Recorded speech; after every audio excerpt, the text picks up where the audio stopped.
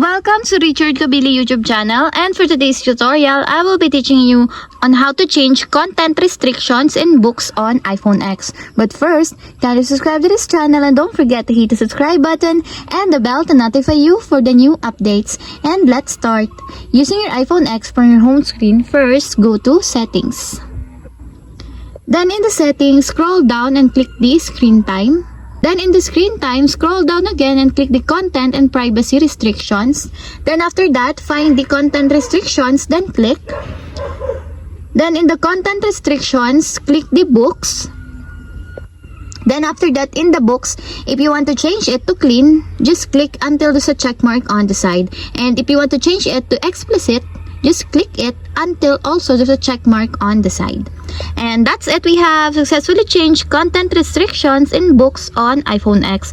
If you have a question, kindly comment down below and don't forget to hit the subscribe button and the bell to notify you for the new updates. And thank you for watching.